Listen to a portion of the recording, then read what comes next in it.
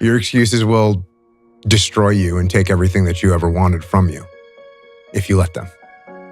When your excuses make you feel a little bit better about the fact that you didn't execute on what you needed to execute on, then they can make you feel better, but they're not helping you. They're not helping you at all. Extreme ownership is, this went wrong, this failed, didn't accomplish this, and it's not the fault of my boss, it's not the fault of my girlfriend, it's not the fault of my parents, it's not the fault of the weather, it's my fault. And I'm gonna take ownership of it and I'm gonna fix it. That's what extreme ownership is. And this is a very difficult thing to do because it hurts. Because when you look around at your life and you look around at your job and your financial situation and your relationship and your physical health, and when you look at all those things and all the problems that you may have with those things, and you say, the reason I have all those problems is because of me, that can hurt. That can sting. And a lot of times our ego rejects that and makes excuses and lies. And then we don't have to change anything.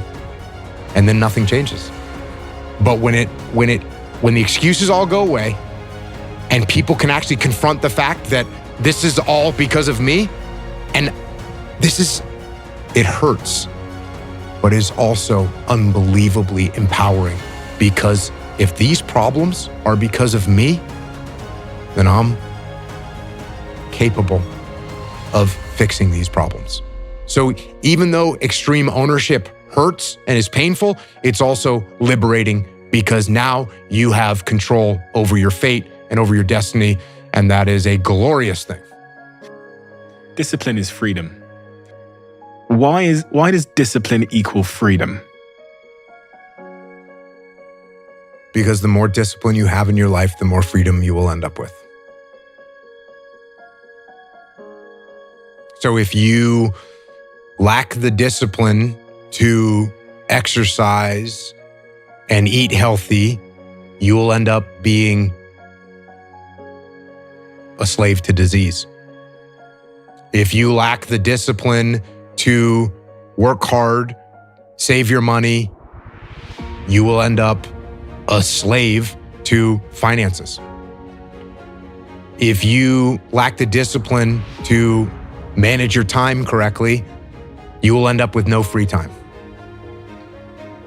If you have self-discipline, if you have the discipline to save your money and work hard and invest your money properly, if you have the discipline to manage your time correctly and not waste a bunch of time, if you have the discipline to exercise and eat healthy, you will end up with freedom.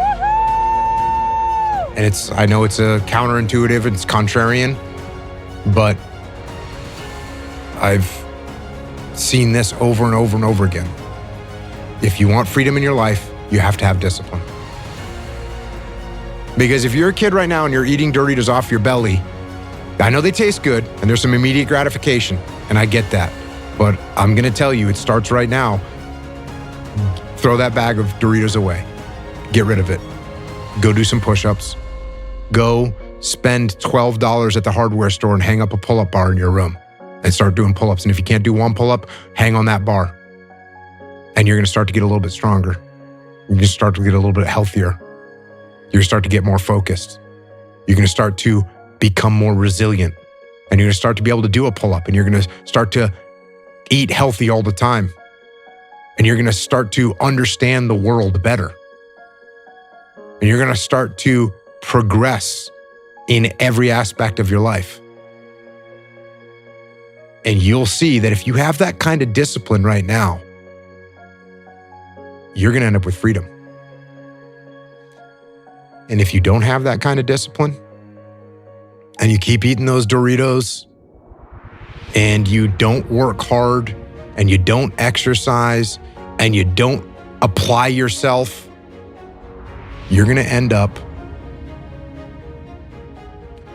shackled. You're gonna end up shackled by a boss that you don't like, doing a job that you don't like to do, with sicknesses and diseases that you don't want, relying on people that you can't even count on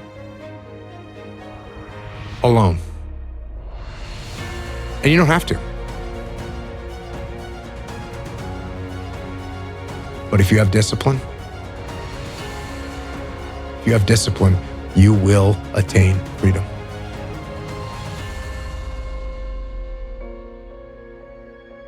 And it starts with just spitting the Doritos out. Starts with spitting the Doritos out. Yes, indeed.